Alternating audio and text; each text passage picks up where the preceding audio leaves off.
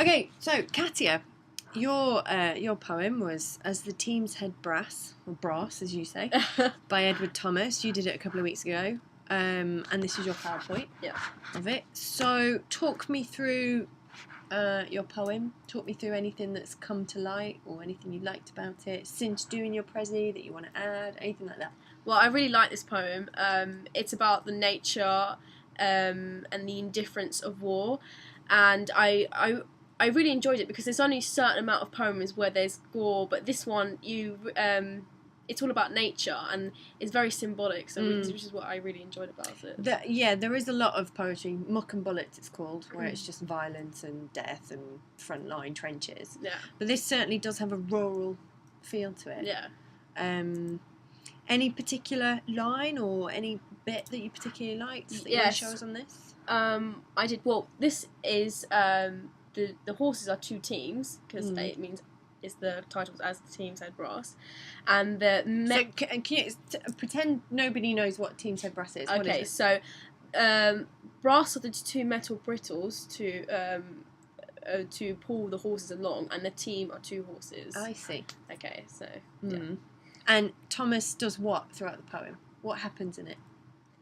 What's he telling the story of? Well, it's sort of like an idealisation of country life, and it's there's a narrative when they talk about the war, and throughout the poem, it's just referring to what war does to the home front and what effect it has on nature. Okay, how though? Is it a conversation between?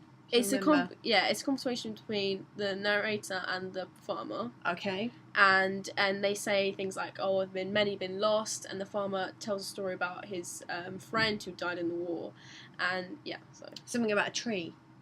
Yes. What was that? Is it a tree? Where he says, "Many lost, yes, a good few. Only 2 teams were confirmed this year. One of our mates is dead. The second in France had killed him.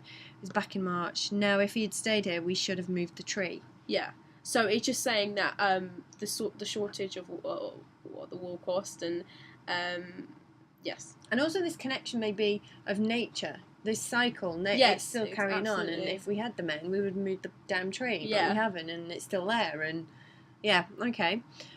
This is that poem that we all liked because it had that element of the lovers coming in and out of the wood. That was actually my favourite line of the poem. Is it on here? Yes, it's the last stanza, slide. That one. Yes, and it really it reinforces a sense of, well, it can be interpreted in two ways. It either reinforces a sense of hope in the poem, and that the lovers bring about a new life, or it could represent how the home front was oblivious to the catastrophe that was happening during the war, and they were just continuing on with their normal rituals, and you just think, well, how can you do that when because the tragedy was happening, and you just think, well, how can that happen? So there's two meanings, whichever way you interpret it, which is actually one of my favourite lines of the poem. Okay. Plenty of nature, woodpecker, weather, yellow square of charlock.